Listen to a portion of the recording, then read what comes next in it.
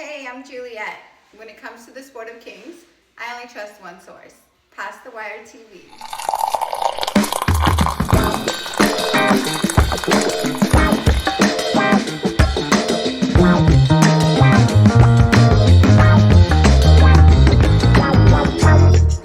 Sure, bad coffee. Are they talking about us? Shh. Wait. Are they talking about us? I think I heard Past the Wire. Past the Wire TV. They are talking about us. Often imitated, never duplicated. We are everywhere.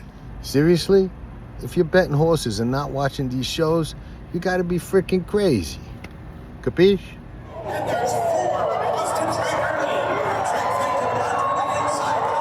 You're watching Past the Wire TV.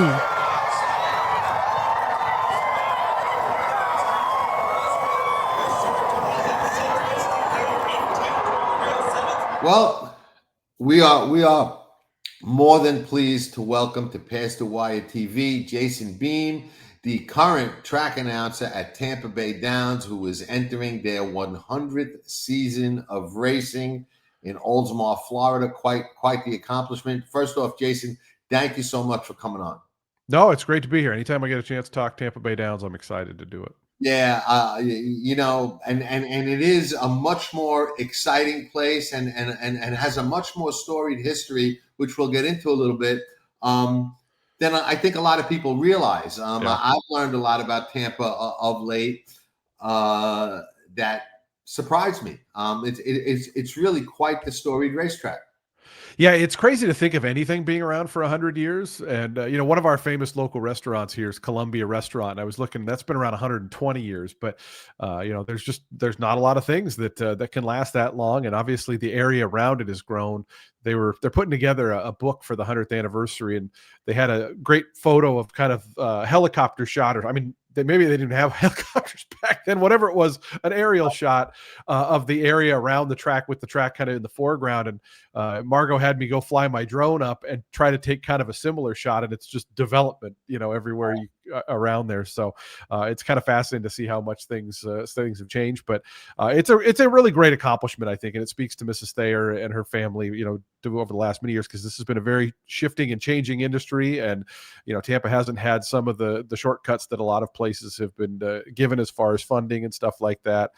So I think it's, and the thing I really appreciated about it is everybody there cares about live racing, and I've been to some places where that's not the case, and so it makes it a lot more fun to go to work every day. We're 100% on the same page.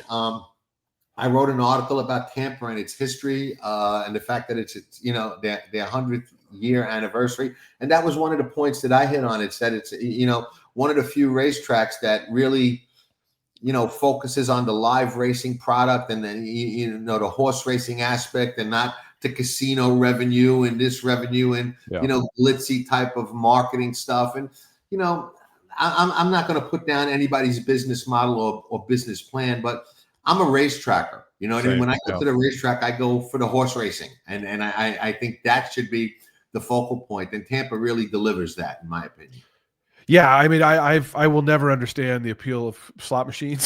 So it's like, I just don't get it. I walk through places and I'm just like, okay, but no, and it's like, we have a poker room there, and so I've seen people confused that, like, oh, you guys have a big casino, and I remember, I don't know the numbers and stuff, but the numbers that poker contributes to purses and stuff is it's nothing. Right. Exactly. And so, it's a good poker room. I'm sure it's a good part of their income base, but we need handle and attendance and people to be out there. One thing Mr. Berube is real strict on is post times, and like, he'll massage the post times as much as he can to avoid going off the other tracks, because we need the handle to be good. And so, which I appreciate. And I know sometimes it's frustrating. You're like, oh, why'd they put 28 minutes up for this next race? Because we don't want to run at the same time as Gulfstream or whoever else. And it's one of my pet peeves, Jason. I gotta say, I mean, you brought it up, but I don't understand how low-hanging fruit, like staggering the post times of even the stake races on a Saturday is an issue. Sometimes I'm sitting there watching and I'm like, it's almost like they're trying to run on top of each other. Like, load these horses in the gate already. You can get this race off before the other one if you hustle a little bit. And Nobody seems to care. Well, I know I did it once. When I was at Louisiana Downs, I was in charge of post times, and and it was quarter horse season, and my instructions were don't run at the same time as Fairgrounds and Oaklawn, and so it was very easy. And sure, the problem you run into once in a while is that you're dealing with animals and stuff like that. So horse runs off, horse won't load. But that usually is a minute or two. And like I said, once in a while, you're going to get in a tough spot. During the summer at Colonial, Saratoga runs every 34 minutes. And so we're not going to run every 34 minutes at that track. So at some point in the day, we're going to run up close to them. And usually you try to make it your worst race because you just kind of eat it. And, that one might not handle as good and whatever, but you want to be in good position for when you have 9, 10, 11, 12 on the grass to kind of be isolated. But I agree. I mean, it's just not that hard. And on a Saturday in July, you're going to have some overlap. But on a Tuesday, and there's 2 tracks running in the same state, there's zero excuse at that point. Like I said, I know there's things that can happen to move things a minute or two. And look, once in a while, we'll have it where, we might be scheduled to go off 5 minutes ahead of, Aqueduct or whoever the big winter track is. We get a horse that runs loose. It's a 5-minute thing. Then we're going to sit another 5 or 10 minutes because the other thing is you kind of got to wait till they go official to get that money back into circulation anyways. So, but to me, I'd rather wait the extra 5 minutes now that we're in this spot than to just run right on top of them and get crushed. I'm going to confess something to you. I stopped doing interviews for the most part. I don't know, maybe a year ago. I was doing a lot of them, and I've had some great people on the show, great interviews. Okay, Lafitte Pincay coming on the show and saying, there were races I rode that I was in so much pain I couldn't ride. All I had to do was hold on. Mm-hmm. Stuff like that, like just great stuff that like people never heard. Ron Turcott telling stories about Secretariat that nobody knew, and I found that people, what. At least I found my audience. They want to know, who do you like? Who do you like? Who are you betting? Who are you there? These great interviews get 500, 1,000 views. Those other shows get 10,000 views. So I just got away from it. And I'm not a people person, but when I did them, I always did them impromptu. But with you, I did something a little different. I said, you know what? It's their 100th anniversary. Jason is a talker. He's a passionate horse guy. I got to ask him some good questions that are going to make him think. So I'm like, I can't do this impromptu because I'll get up there and I got all these questions in my mind yesterday. And then I'll get on there and I'll be like, everything. You know what I mean? So I made some notes of some questions I want to ask you, which I think are going to be interesting. And I think some of them you may like, some of them, I think you'll respond well to all of them. But I think they're going to lead us into everywhere we want to go and wind up at the end of the day saying, wow, that was a really cool flow the way that it went. So all right. Challenge accepted. All right, I'm going to start with this. All right, and anyone that you don't want to answer, you think is stupid, I'm the kind of guy you can say, you know what, John, that's a bad question. Move on. Okay. I don't get offended at that, so you don't have to worry about that. You got it. You've called races all over the place, different racetracks. I don't know why my phone's ringing. It shouldn't be. I apologize. You're all right. Well, it's funny. I just got a new computer, and it hooks the phone through the computer now. And I was doing an interview the other day for my show, and all of a sudden a phone call just started. So it took me about 20 minutes to figure out how to disable that function. Well, it's funny that you say that because I have the new iPhone, whatever it is, the iPhone. Yeah, same. This is exactly what happened to me. I got all new stuff, and there's just a bunch of more. But here's what it was that I don't know what's doing. It's like, please stop calling.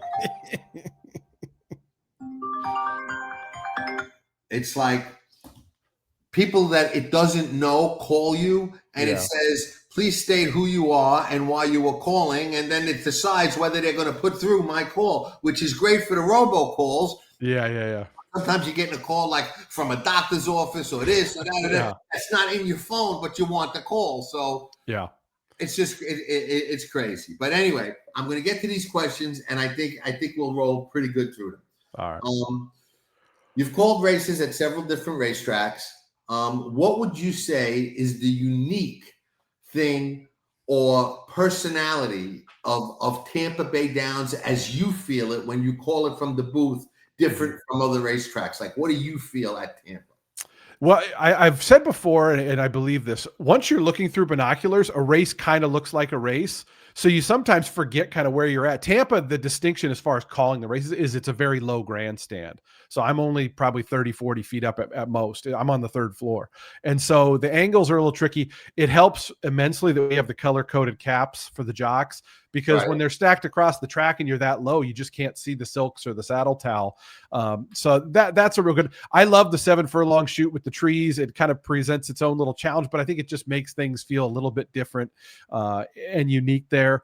But other than that, I mean, it's a very standard course. I have a good booth as far as obstructions. Like they go behind the video screen for half a second, and the thing is, you can just watch them on the video screen, so you don't really lose them. Like you go to Gulfstream, you lose them for 10 seconds behind, because that board is so huge there. And then in their 1 mile shoot, they have that tent, so Pete can't even see that. So he has to look at the TV, which is a head-on view. So other than those trees at the 7/8 pole, I don't really have many obstructions. And that's for, by the time I say, and the race is on, they're already past like they're into the clearing. So, but what's funny about that too, though, is to watch them load so I can see the last horse, I got to look at their feet. That's how I know. If I see feet moving, I know, okay, that's the last one going in. As Yogi said, 90% of this is 50% mental. A lot of people don't realize that about race calling. I've always felt that race callers, the good ones anyway, the good track announcers, develop a certain personality and a certain voice that's kind of like their trademark. Mm-hmm. When do you feel that you kind of established yourself, because now you are, you're one of the guys or gals, you're one of the callers. When do you feel like you established your voice, Jason Beem's identity as a race caller? I don't know if that's happened. Like, and I say that because, I feel like I call a similar race that I did at Portland, or I did at River Downs or Grants Pass or any of these other small tracks. I think you get a little credibility when you get to bigger tracks. I actually was talking to Frank Miramati about this not long ago. Like, as soon as you get to the big tracks, you get this level of respect, even though you're just as good as you were, 6 months ago. Right. But I think for me, I felt like I had the ability to call a race pretty early on in terms of just seeing her. I mean, I had been watching forever, just as a kid and then as a gambler. And, I felt like I had a bit of a knack for it right away. And my thing has always been to just, not stay out of the way, but to not be the center of the show. And I just want to be accurate and report and call a good race, starting adding flair and funny lines and that kind of stuff every once in a while, I think adds something. But, like Durkin and those kind of, like, he just had such a flair for the dramatic that is really hard for, I think, a lot of people to do. And the other thing is like, the planned lines where you kind of have something ready to say. I think you can get yourself in trouble because sometimes you forget to call the race. And so, but as far, I don't know. I certainly feel the last few years, especially I was out of announcing for a couple of years due to some personal struggles. And when I came back, I went to Monmouth and then Colonial. I got Colonial and the Monmouth filling like within a month of each other. And by the end of that summer, I went down to the artist formerly known as Calder, Gulfstream West. By that time, I felt like it was coming back. And I've been so lucky the last 5 or 6 years because I, mostly have year-round work. And I think to stay into it, I feel like the last couple of years have been, I just feel real confident in seeing a race and calling a race. And if we have 14 at Colonial going 5.5, like I don't even sweat it anymore. I used to really get nervous about those races because there's just a lot that can happen. But I just think I see a race better now. The only thing I've noticed with aging is I don't see as well at night anymore. So when we run Friday nights at Colonial, it can get a little tricky. But as far as just seeing the race, I feel like I'm doing better than I ever have. Let me ask you, because you kind of alluded to this, and I wanted to touch on it anyway. What is the mental aspect? What's the mental preparation in calling a race? And I'll tell you, I said to myself one day, I wonder how hard it really is. And I took out the program and I tried to call a race that wasn't even being run, just in my mind, just to try to get. And it's hard. It's not easy. And I was making it up as we went along, so I could have said anything and been right. It's not easy. What's the mental preparation to get into the booth and be confident and know, hey, I'm ready to go. It's Tampa Bay Derby Day. It's Arlington Million Day. Whatever it is. What's the mental side? I always do. One thing I've learned is with those big days, not to think about them too far in advance. Because the first year I got here, we were coming up to Sam F. Davis Day, and I was like, sick, not sick to my stomach, but had that pit in my stomach the whole week. And then you get to the big race and it went fine and it got through it. And I kind of started realizing, like, I know I'm going to be nervous when the moment shows up, but like, I don't need to be nervous all week. Like, let's just focus on Wednesday's card. And then third, and so I really try not to, I mean, obviously big days, you have to prep a little more and because you got to be aware and you get to do interviews and stuff like that. But I really try to treat every day kind of the same. And I always color my program. I color the jockey silks on the right-hand side and the saddle towels on the left. I've always done it. I tried this summer one day without it just to see if I'm wasting my time, and I did not feel comfortable. So I went right back to coloring. And so I usually, before bed, the night before, I'll go through and just kind of do a quick run through. I'll look for names that I need to search for pronunciations on. Forvo.com is a great pronunciation website I use. They tell you the background of the word, what, country it's from and all that. So I use that probably on average 1 to 5 times a day. There's usually one name, that's something odd. Sometimes you can go back and watch a replay and, my good buddy Pete Aiello, I talked to him quite a bit, and obviously we have a lot of the same horses that go back and forth between the two tracks. And there was a horse named Emmanuel who was a Pletcher horse, who was a good horse a couple years ago. And the first race he ran was at Gulfstream, and his second was Tampa. First race at Gulfstream, Pete called him Emmanuel. And so I said, "Oh, it's a Spanish name." And Pete goes, "Nope, it's not." And he said that the owners called him and said it's Emmanuel, but he had heard somebody in the paddock say Emmanuel, and so he assumed they had an inside bit of information. And so a lot of times you can go back and watch what the other caller said, and there's certain folks I think you can trust and know that they've done the work to look it up and what have you. In Colonial, Dave Rodman, obviously there's a lot of overlap with Laurel and Colonial, so I always trust Dave. He does a lot of that work too, and so there's a lot of that kind of prep. I try not to have too much of like storylines or things like that, especially day to day. Because again, if you're thinking about all those things, you're not thinking about the names, the colors that you memorize, and what's going on out front of you. I certainly want to have a vague idea of who's going to be on the lead or who might not be. If a horse absolutely needs the lead, I think it's important to know that, because then if they don't get it, it does become a storyline. But right.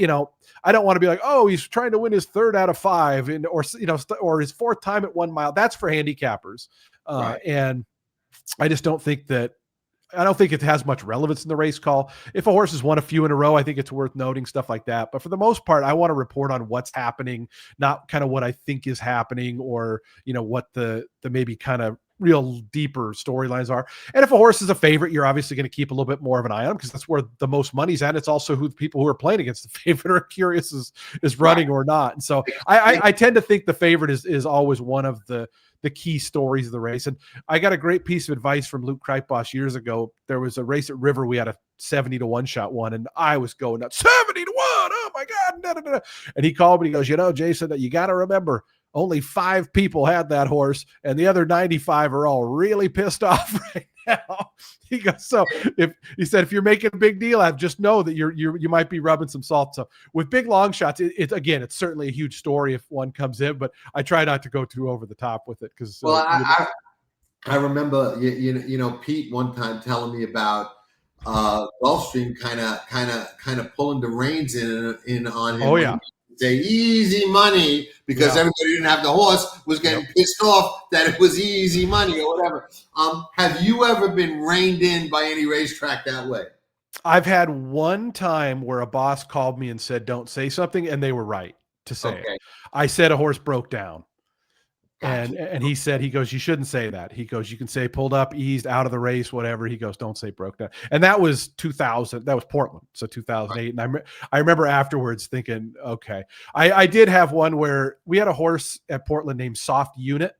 Mm-hmm. And I used to make a lot of puns when he would race and try to be kind of subtle about it. And my boss called me and he goes, "I'm not telling you not to do it." He goes, "Just know that I know what you're doing."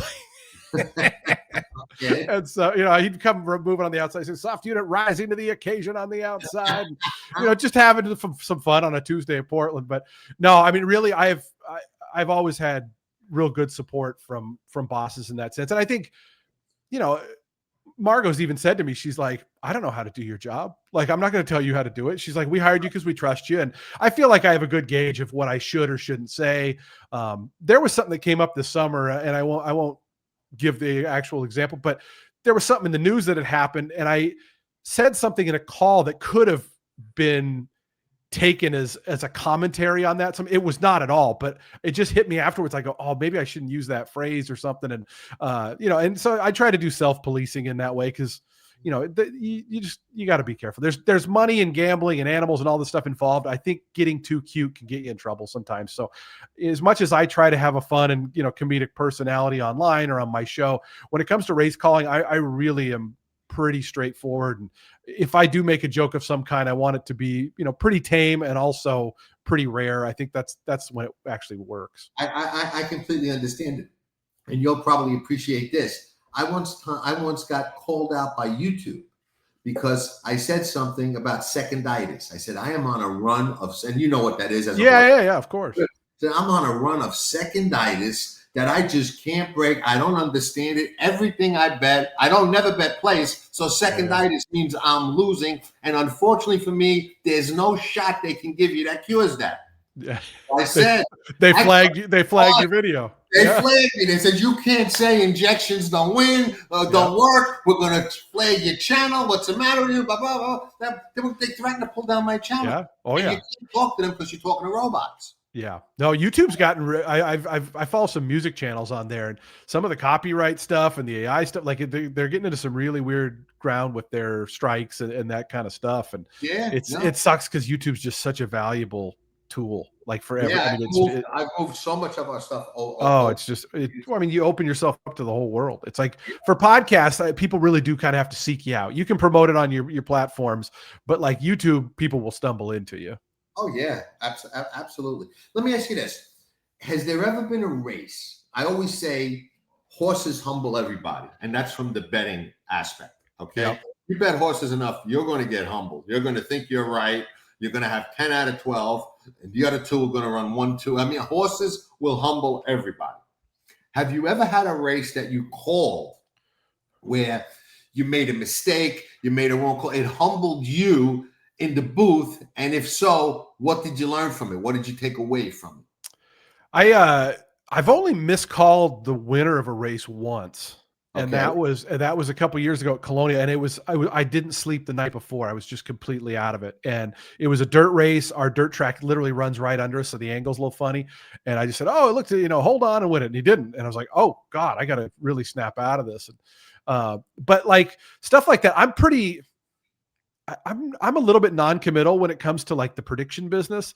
Right. I think there's a few announcers I think get way too bold about, but they're not going to get them. And it's like, somebody's coming to get us ass right now. It's almost a kiss of death when they do that. I know. And I was talking to him, but I said, there is almost zero upside to doing that because nobody's giving you credit if a horse is 5 in front and you call it a winner and he, holds on. Like, right. You're not getting any credit, but if he gets loose or if it even just gets close.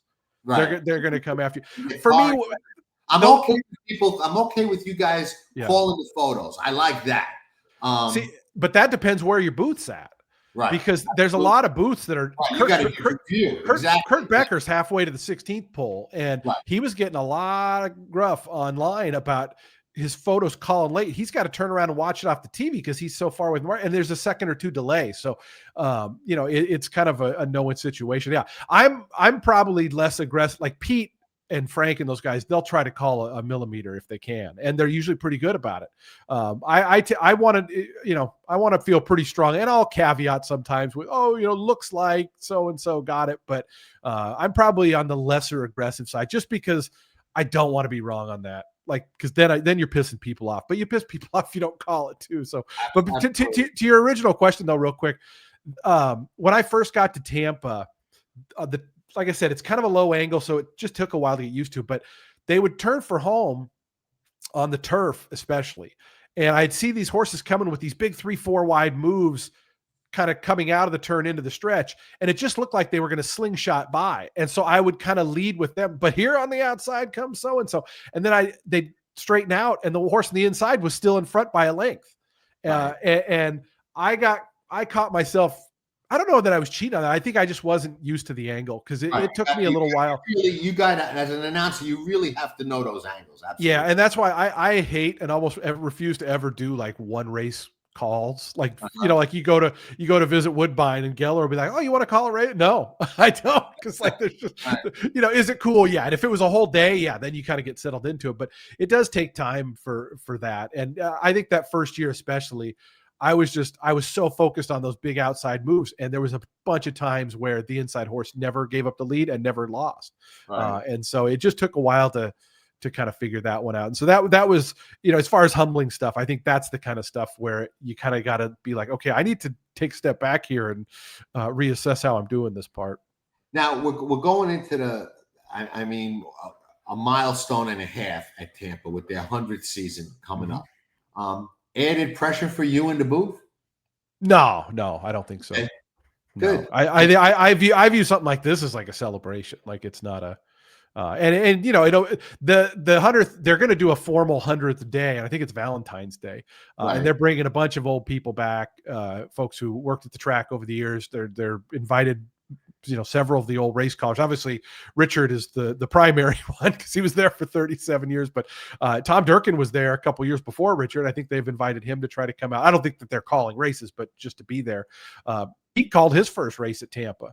And so I know they were trying to get him to come out. I don't believe it's Fountain of Youth Day, so Pete's probably going to stay where he's at. But no, I don't think there's any other pressure for me. I just think it's a celebration. I'm glad you brought up Richard because I want to say something. I think I had him on the show years ago.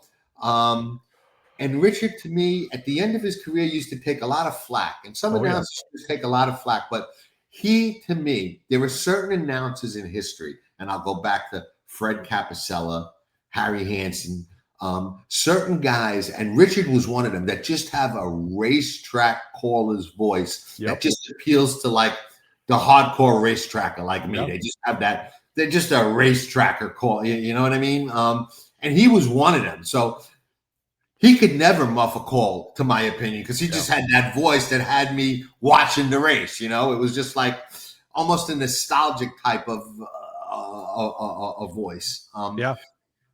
Going into this year, and I've thought about this, I've mentioned it on the channel before, how special would it be if on the 100th year we can get the second Tampa Bay Derby, Kentucky Derby winner, like Street Sense? I mean, it's got to get to you if you're calling the Tampa Bay Derby and it's a horse and you're a horse guy, so you know that has the potential to go from there to the Derby. The adrenaline's got to kick in at the 8th hole, no? Oh, for sure. I mean, that race is just so fun to call, and I almost wonder, as horses like having more and more space going into big races, I almost wonder if it might work to our advantage, the fact that we're 8-9 weeks out, just because you might get trainers that want to run in that race and then, skip the $1 million preps, which sounds crazy, but it just seems like we're going that direction. But the last few years, our winners have gone on to run one more time. Tampa Trice, Owen Almighty, I think they both ran in the Bluegrass.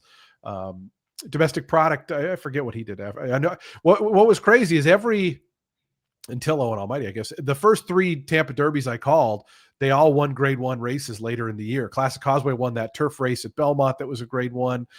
Tampa Trice won, I think he won the Bluegrass, didn't he? Or maybe I forget. But and the Domestic Product won the Jerkin. So it's been a productive race, just not necessarily on the Triple Crown. So no, of course, I mean, it would be unbelievable to call a horse. I last year, or Mystic Dan at the Arlington Million was the first time I've ever gotten to call a Kentucky Derby winner. Really? 20 years. I mean, obviously none of them were at Portland Meadows. But, But calling a Derby winner, was it? It was cool. Yeah, I mean, he, I kind of knew top of the stretch he probably wasn't winning, so I wasn't as focused on that. But what's neat about getting to call the big races like that is, like, the horses, and so I would argue, as far as like the memorizing, you don't really even them, and their names so well, and the Silks, and obviously with the big group ownerships now, the Silks change more than they used to. But it was just, it's so neat. That was a big wake up for me. Like at Monmouth was, they'd come out for some of these big races, and it's just like, oh man, like, that's Gary Barber's Silks, or that's the Wests, or that's Madigan. And to me, as somebody who has to study the Silks, like seeing Live Oak and all these just kind of big group still like that. That's one of the real cool things about getting to be at the bigger tracks. I should say, when I said I did call maximum security, but he was, he finished first in the Derby, just didn't win it. So yeah, 1.5 Derby winners. This is more of an observation question. It's not really a shot at Naira, and I don't want it to come off that way. But in the announcer's booth, okay, you're sitting in there, and they're about to run a race. Now you do your prep work. You know if it's 1 1/8, 1 1/16, and would you think that you would notice them starting a race at the wrong distance, like happened at Saratoga recently? So. Yeah, I've stopped a race from starting at the wrong distance before. Salute. I love that. Yeah. I love it because I just had a hard time understanding how nobody caught that. Yeah, Even well, it's one of those things where you're a rider Yeah, and you're going in the gate and you're on a closer and you need every stretch of that 1 1/8 and they're loading you at 1 1/16. Don't you say, hey, wait a minute, guys, move the gate? I would say that there's two people that were at fault for that, the starter and the stewards, right? Like that's where the fault lies. But you're correct in the sense that it is shocking that nobody else noticed. The other thing is like, somebody down at the, in the winner's circle or a customer or whoever, like they're not going to be able to get word to people in time. However, the starter, at least most tracks I've been to, the starters, the stewards, placing judge, they're all on walkie-talkies together. Right. What happened the time I caught it 5, 8, 10 minutes before the race. It was because Colonial, we have 2 different turf courses and, there's different starting points, and they were going to the gate. They'd just come on for the post parade, and I saw that they were setting up in the wrong spot, and they just started to move the gate out. And I ran down to the stewards. I say, hey, they're putting the gate in the wrong spot. And the stewards looked out, were like, oh yeah. But I know they always usually have a check and balance for that. And I guess it just that particular time didn't get, but I've subsequently heard on the walkie-talkie between races, Ed Boobles, who's actually the starter Colonial in Tampa. A lot of the people, we do that same circuit because they work time-wise. But I'll hear Ed say, starter to stewards, 5th race, 1 1/16, inner turf course, starting here. And then so there is a process. And I think when that happened at Saratoga, I know at Colonial, we all did a little meeting with everybody, like, look, what's our procedure on this? Make sure this doesn't happen. But because that was when I caught that one, it was a few years ago. But yeah, Tampa and Cologne, I always just kind of glance and check just out of habit. But it's just, I don't know. It's a tough one. But the thing is, the announcer, you like 9 times out of 10 before a race, I'm, any announcer's memorizing the field, right? And you're looking through the binocular and you're just not paying attention to that. And so I just happened to catch it that one time really before I started doing that. And I don't know, I with so many different courses and starting points, I think they should abolish the second finish lines at any track, or the 16th pole finish lines. Like, you're just setting yourself up for bad shit to happen. I agree. To everybody, right? Like, yeah. And it's like, I will never, okay, you want your flat mile, or those horses can run 1 1/16. They'll be fine. Right. Yeah. No, I agree. 100%. We're on the same page about a lot of things. Betting. Yep. Now, I'm going to assume you bet still. I never bet races I'm calling. Okay. Really? I've bet 2 races ever that I called. And it was 2006 or 7, my first year or 2.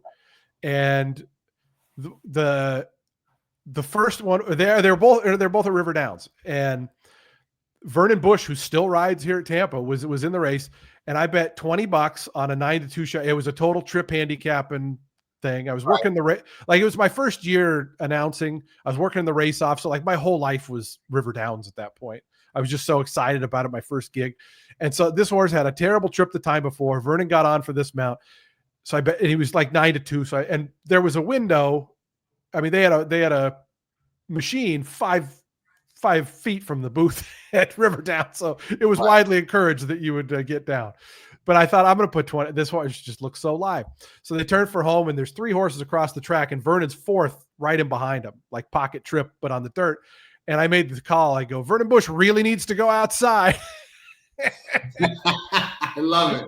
And I remember afterwards, I go, okay, not the best idea. And I feel like I feel like I made a ticket on like a carryover pick 5 or pick 4 or something later that year. And that's honestly, I don't know. I used to bet too much. So I scaled way back for a lot of years and still like I said, it's a very rare occasion anymore. I was gonna ask, like, how do you separate that? Because I figured if I ever got a job as a track announcer, the over under of number of not even days of races until I got fired would be about 4, because I'd be calling the race and then I'd be like, at the 8th pole, get up 5, get up 5, Yeah. 5. Well, the other thing I noticed that is you just can't help but watch your horse more, because you watch it. I've tried to explain this to a lot of players. As a race caller, you watch a race way different than you do as a gambler. If I'm a gambler, I'm watching a race. I'm watching how the pace is unfolding. I'm watching how my horse is traveling, but I also want to see how the favorite's going because I'm scared of them. But as a race caller, you're going first, second, third, fourth, fifth, sixth, right? So when I'm back at horses 9, 10, and 11 in a grass race, I have no clue what's happening up front for those 5 or 10 seconds. And that's why you'll see my biggest pet peeve of what I wish people understood is when there's this spill at the front and you're at the back, or if the spill at the back and you're at the front, you usually do not see it at all because you're looking through very focused binoculars that are very narrow in their view. And when Pine Island went down the Breeders' Cup, I remember people roasting Trevor. He didn't even mention her and this, that, and the other. And if you watch the call, he's calling the first and second horses. She's 16 lengths behind when she went down. He had no clue. And you don't have time to go look around and be like, "Whoa, where's she?" Because that's the other thing. When it happens, when a jock gets unseated, it's a blink of an eye when you're going like that, And there'll be times where you'll see the flash of the silk go down or something like that. And we had a real bad spill at Colonial with Tyler Connor this year, and it happened in the home stretch. And it was one of those things where I was looking at the guy who eventually came and cut him off, and calling that horse as it happened. So I saw every bit of it. But sometimes if I'm looking 3 paths out, in the stretch, you're not going to miss it. You're going to see it, but it's easy to not see really what happened. But when they're on the turn or in the backstretch and it happens out of your field of view, you're just not going to see it. But so it's a very different viewing than it is as a horse player. And so I don't know how. I know some guys that bet, and the thing is, it depends on the state too. Like Portland, like in Oregon, I was considered a racing official who was not allowed to bet at all. And so it in other tracks, like I said, they'll have a machine 2 feet. When I went to Monmouth and was filling in, the lady that was the tote lady, she came up to me after about the 4th week. She goes, press box handle's down quite a bit since you took over.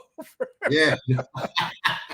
And so I said, well, it's going to be empty the rest of the season. I can tell you that much. But starting as a mutual clerk for NYRA years and years and years ago, they're like, you're not allowed to bet. And there's people in every bay. There's a supervisor in every bay watching to make sure you don't bet. Yeah. My first day I walk in, almost every teller's got the racing form, flipped up above their window. And I go to my window, I open up. I didn't bring the form because I figured, first day, what do I know? And the guy that watches to make sure you don't bet, he comes over and he's betting at my window. And I'm like, you're supposed to make sure that I don't bet? He goes, yeah. So I said, okay, thank you. Stay right there a minute. I don't want to open it. I want to finish betting. Yeah. I always used to say, if they ever took the mutual handle out of the pool, forget about it. You'd see a drastic drop. Yeah. Like I said, I think that it gets over. You'll hear people like, oh, I could tell the announcer had money in that. And I feel like most of the time that's not the case. I think people misread that. Look, every announcer is going to have biases, whether it's that you're friends with the jockey or the trainer, or you just know them, or you're happy for them, or you maybe don't like the jockey or the trainer or whatever. You're going to have biases, and you try your best to not show them or not have them. But I think if you're betting the race, it can show, but I don't think people are always right when they think. Now, what's the right way? And this is a tough one, I think. And I don't even know that there's a right answer. But what's the right way for an announcer, in your opinion, to handle a situation like that tragic situation at Saratoga a couple of years back, where a popular horse in a stake race goes down right at the wire? How do you handle that? Showing the right amount of sensitivity, showing that we care, keeping the show going on, for lack of a better term. I don't even know if that's the right term to use. I don't even know the right answer, but I'm asking you as a professional, what's the right way to handle that? How do you adjust and handle something like that you can't ignore? Yeah. but it's so delicate. Yeah, no, it is a tough thing to do. And I don't want to use the word easier, but when it happens at the wire, first of all, the race is done or almost done, right? And I do think you acknowledge who finished first, second, and third. I think that's kind of one of our primary jobs is to kind of acknowledge that. But no, I think there's definitely a shift in tone. You try to, you certainly report that, he's gone down in at the 16th pole. And to me, less becomes more in that situation. I don't think you want to get too detailed. It also depends on what the broadcast is, right? If it's Saratoga, they have Fox to discuss it more, and they have 5 people right there that you're going to. So as the race caller, I think it does behoove you to maybe just say what happened and then get off and let them, kind of handle it. I try to, when I know that there's been a spill and I can pretty assuredly tell that the horse is okay, I will mention that the horse is continuing to run on with the field. I will never say they're okay or what have you, because it's just, you never know. But and same with jocks, I try to report, when that happens. If I don't report, it's probably bad news, and it's some of that's just because I don't want to report inaccurately, because I truly don't know, right? Even if the horse has a visible injury, you don't 100% know that it's catastrophic in that nature. I mean, especially from a distance. I handled a thing at Grants Pass really poorly a couple of years ago. We had the lights go out during a race, and it was the last race of the meet, and it was mandatory payout pick 5. We had a carryover. I mean, it was significant. It was like 30,000 carried over. So for us at that small track, it was going to be a real big night. And the weather pushed us back a little bit, and then we drug a little bit on post time, and the facilities guy was a new guy, and he still had the lights were on a timer. And so the lights, we were supposed to be done at 9:30. The lights were going to go off at 10:30. Well, that weather and a delay and everything pushed us back. The race went off at 10:29 and a half. And as they went into the turn, lights went off. And it's a small town, so it was jet black. You couldn't see anything. And I was so embarrassed and pissed off. And I go, somebody turned out the lights. And Mere Body, I remember he asked me afterwards, he goes, why didn't you say the power went out? I go, because my room was still on. I knew the power didn't go out. But then as I go, the lights are out, no, we don't know, we can't see. Hopefully everybody's doing okay. And then the horses came running by with no jockeys. And I let my inner frustration, I just said, oh, great. Come on. What do we do? Like, I didn't say it exactly like that, but it just was very unprofessional. Because I was letting out my own frustrations on the air, and I was embarrassed because I knew everybody was watching us, and this was our chance to have a good day with this, mandatory payout and whatever you have you. So I think I've learned a little bit from that in terms of, you do have to be a little bit measured in your thoughts. I'm an emotional person, and I tend to, I really believe in transparency and honesty. I've done that with my life. I've been an open book about a lot of my struggles and issues and problems and all that stuff, because I think that honesty and being genuine connects. And I do think that's the case with our listeners, but I think there's a line where it goes from being helpful and informative to being kind of hurtful and just not appropriate. Yeah, no, I could see that both sides. So I could see, where it would be difficult to curb your frustration in certain situations. And, that's where you have to just learn that professionalism, which I think that you have and handle pretty well. Let me ask you, if you can give horse players, okay, the bettors, one piece of advice that they could take from somebody who, for a living and on a daily basis, watches races objectively, okay? You're watching races not with a bet down. Like you said, when you watch a race, you bet, you watch with a bias. You're watching your horse, you're watching the leader. Some people are watching the horse that you're calling just because you're mentioning their name. It's not really an objective watch. You're watching objectively to call it and almost report what's happening. What can you give horse players as a piece of advice they could take away from somebody who watches races objectively without that bias? I would say selectivity is a big thing. There's just a lot of races anymore that are not all that interesting from a gambling standpoint. And you have a menu of 20 tracks across the country on a given day. And so I think you can allow, I would go out to Emerald Downs for simulcast. I'd be there for the 925 Calder opener and the 930 Aqueduct opener. And, even if they were 5-6 horse fields, I was getting involved. And I think a lot of players fancy themselves, I'm a pick 5 player. So they play that early pick 5. And a lot of times that's the one with the lower takeout, which is great, but sometimes it's the worst sequence of the day too. And so I think kind of finding your spots is really important. And I think every race starts with looking at the favorite and saying, can I beat this horse? Because if I can't, or I can't do something real creative around him and race, it's not worth playing. And, just because you're usually not going to get your price. And so I always finding bad favorites, I think is one of the keys to this whole thing. What do you find helps you as a front and center, person in horse racing? Because the track announcer really has a much broader job than people realize. It's not just calling the race. I mean, you're a front guy. I mean, you're almost the identity of the racetrack. Everybody who's watching the signal, everybody who's there live is listening to you and your voice.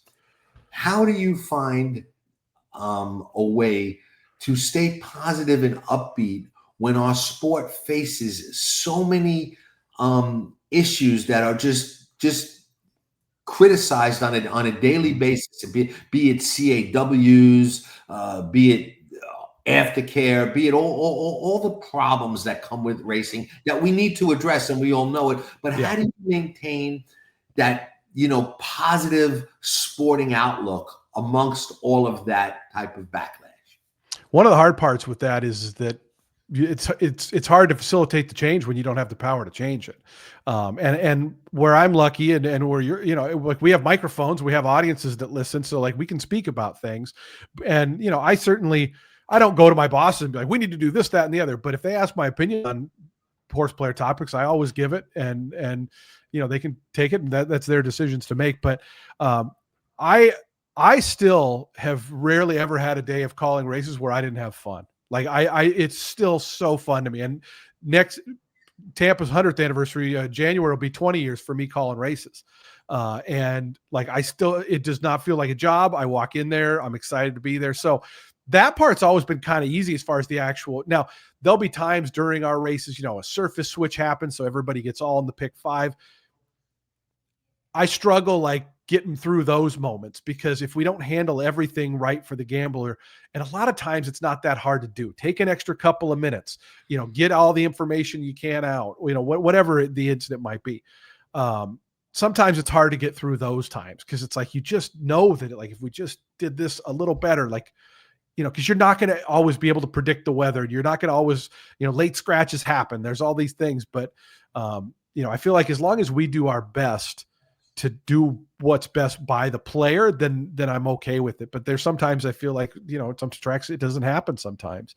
And that's a hard one to get through. Cause like you said, because then you do have to kind of come on and be like, all right, they're at the gate for the 5th, even though, everybody's mad because we just took off the turf 10 minutes to post time. And, everybody's either going to try to cancel their bet or, a lot of people make their bets and then go to do something else. And then they come back to find out, oh, I got all, and the favorite I hated got put up, and so those are the moments I think it's tough to kind of keep positive, but I still really, really like it and love going to the races. I love getting to call the races. It's a challenge every day. It's something I find rewarding. So that part has not been all that hard. Sometimes the internet gets me down, honestly. Right. I've learned, to stay off Twitter a fair bit during the races, especially on big days. I post the scratches early. I wish my good lucks, and then I pretty much turn it off just because I don't want to let that affect me in any way. And some, you could, am I burying my head in the sand? I mean, I guess for that particular day, but I think my job at that point is to be excited and to call the races. It's not to solve the greater problems, but I don't think that's a bad thing. I don't think there's anything you're going to hear on Twitter on a race day that you're not already going to be aware of if you need to. That's the thing. I know. Yeah, exactly. Like, why are they, but every once in a while somebody will get, I love when somebody on Twitter messages me, hey, like your guys' audio is not working right. Like that stuff's so helpful. But when it's an obvious thing, like I know, and I'm pissed about it too. Right. and here, when the tote went out before the Tampa Bay Derby a couple years ago, we had a Tampa Bay Derby in 2023 with domestic products year. You couldn't bet it. And it was an East Coast hub thing through Laurel. It was just insanity. And I remember my phone just blowing up. And I remember thinking to my friends, I go, don't you know this is a really bad time to mess with me? Like, I know. I Right. know this is terrible. Like, Right. I know it is. And of course they care, right? So it's not that they're wrong. It's just, but like in most of those situations, like I know if something bad happens and it sucks. And so, but I don't think adding the internet fuel helps me in that particular moment, even though I know they're just frustrated or want to be heard. I kind of selfishly at that point need to take myself away from it because I still have to do my job of calling the race. We talked before we went live about Babe Ruth, Yeah. Babe himself being at Tampa Bay Downs opening day for the racetrack. I mean, he was there on opening day. Yeah. Uh, Spring training, 1926. Last year, we interviewed one of my favorite players, Boomer, no hitter, Yankees. Oh, David Wells. Yeah. Wells, yeah. I thought you meant Greg Boomer Rye. No. I mean, to me, there's only one Boomer, and it's not Boomer Esiason. Esiason, yeah. But yeah, no, David Wells. What are the shots we get somebody that famous at the 100th anniversary Tampa Bay Derby on one of these days this year? Well, we get a fair bit of people who come regularly who are Right. pretty well. Lou Piniella is not shy about coming to Tampa Bay Downs. Coach Cooper, the coach of the Lightning, he loves to come out, and him and Mrs. Thayer have become friendly, and he's a player too. It was so great. Is He was Lou a horse player? Who's that? Lou Oh Piniella? yeah. I never knew that. Yeah. Oh okay. yeah. But Coach Cooper, John Cooper, when he came out last year, Acacia was there for one of our bigger days, and she did an interview with him. And she asked him, she's like, "Yo, you have any luck the race?" He's like, "Oh yeah, we did real good this last race." And I could just tell by the look on his face, like this guy's better. And he was out on Derby Day, and I remember they got knocked out of the playoffs, and he was out a couple days later. And he usually hosts a couple events out there and stuff. So we get a lot of the baseball players come through because spring training's down here too, and so we get a lot of that.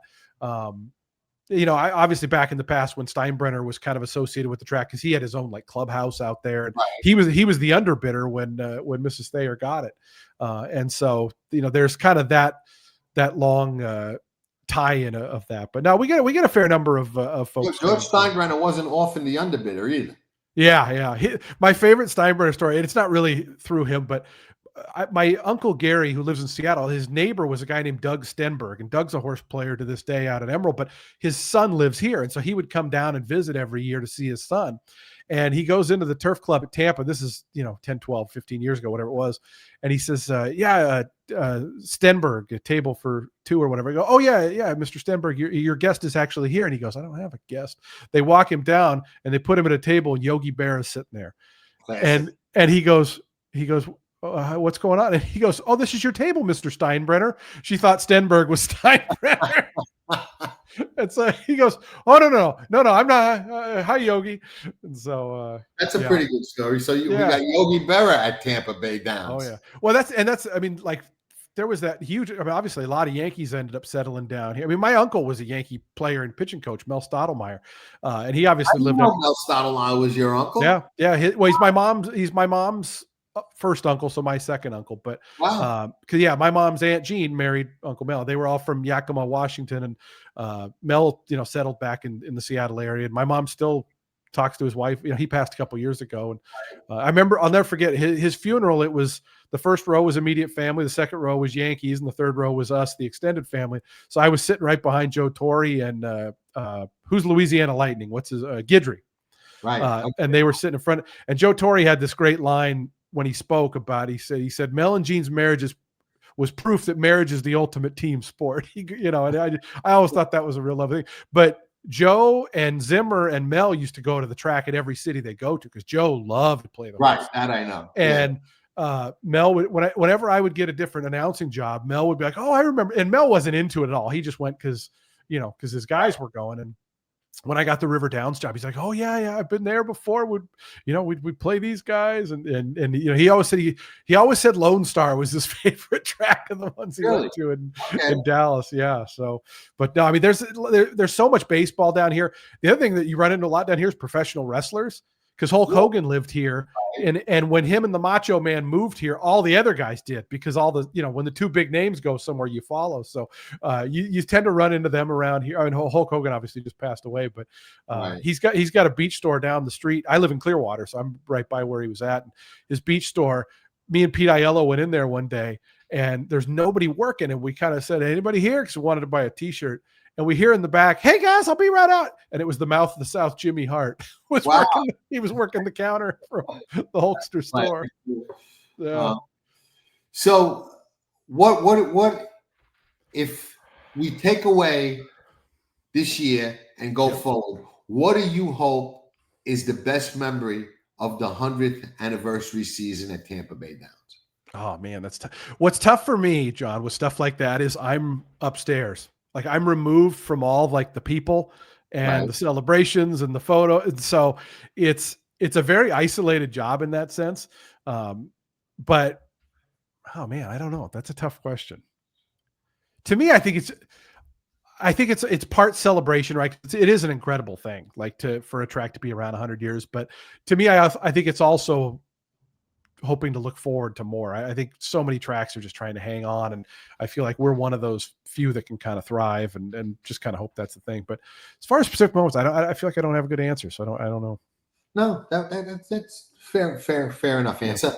Last thing we'll leave on this. I think it's an up note, and I think it's kind of a two-edged sword. Depends on which side of the fence you sit on, whether it's an up note or whether you're in Camp Gulfstream or in Camp Tampa Bay, so to speak. But with decoupling, if we lose Gulfstream, which I think the handwriting is on the wall that it's a question more of when, not if. Yeah.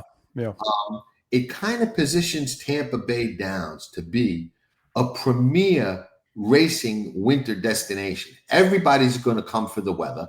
The big barns with their turf horses that get out of New York and out of Kentucky are going to come.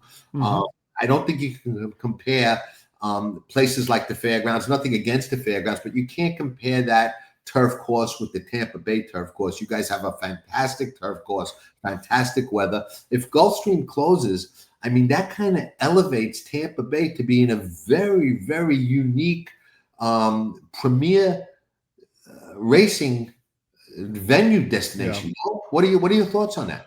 Yeah, I mean, I think what happens is the Gulfstream obviously affects everything here in Florida, and breeders. I know when that all came out, like I mean, because breeders are always thinking 2 and 3 years ahead, right? So they're more so than someone like me. You know, they're worried about 2028, whereas we're all thinking about what's coming up. But there's so much money in South Florida. I feel like somebody and big names, like I feel like they'd get something together whether it's Palmettos or somewhere else in South Florida. But yeah, I mean, one of the great things here is Mrs. Thayer has had offers to buy that place before, and she loves horse racing, and we're a family owned racetrack, which is a very cool and also diminishing thing that doesn't happen very often. But she is extraordinarily and has been committed to this place and for this to be a horse racing. She still owns horses.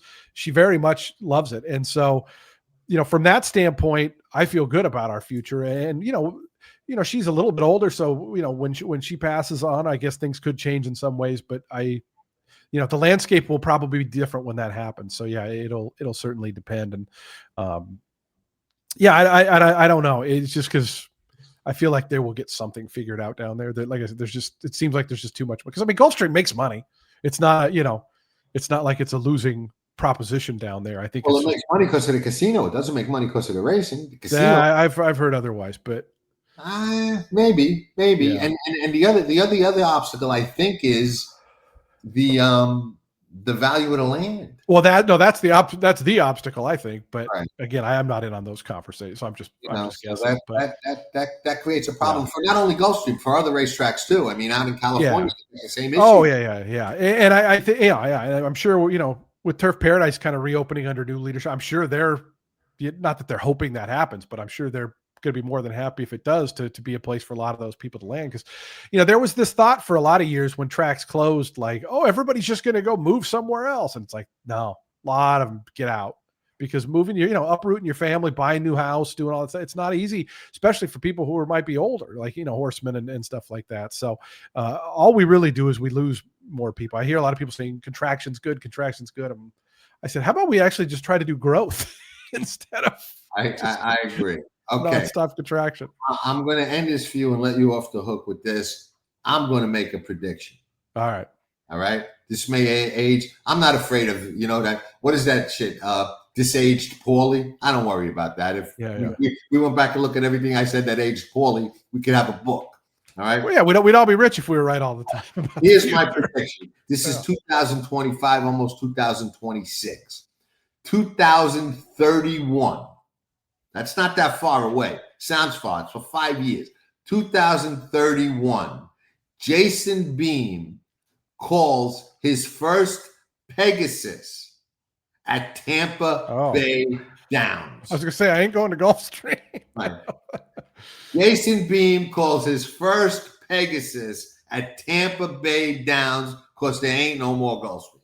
That's my prediction on the air. I hope it doesn't come true. Write it down.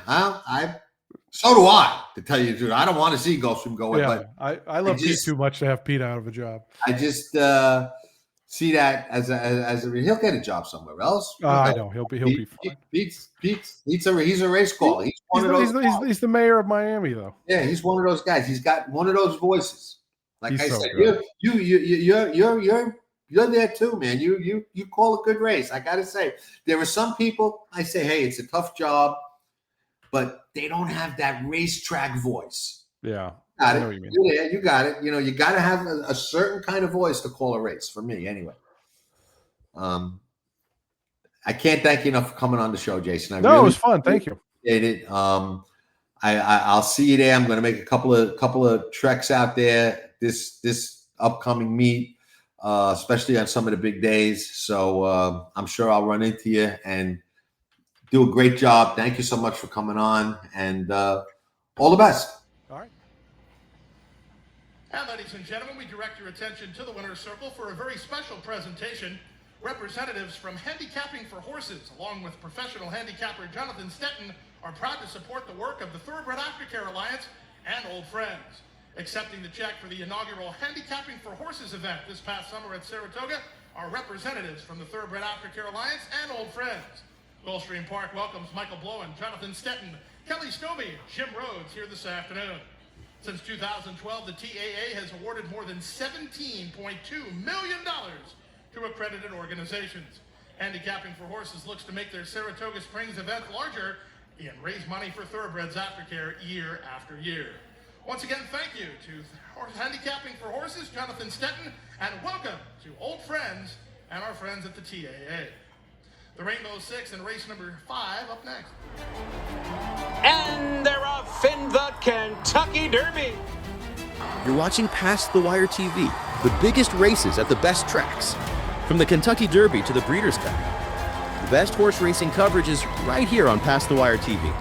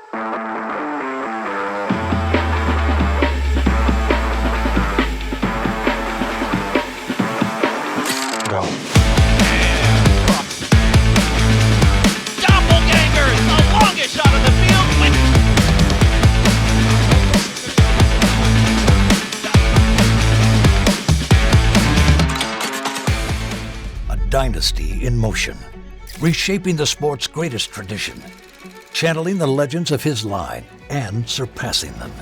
4 of the last 6 Derby winners carry his genes. A Golden Son, a Horse of the Year. Another chapter written beneath those iconic spires. Derby dreams fulfilled for the titans of our industry. From authentic to sovereignty, a legacy both real and supreme. Into mischief. Here comes journalism, here comes sovereignty, and they square off, head into the final front. Sovereignty wins the Derby! You're watching Past the Wire TV. Hit that like button and subscribe to Past the Wire TV. Nobody does it better.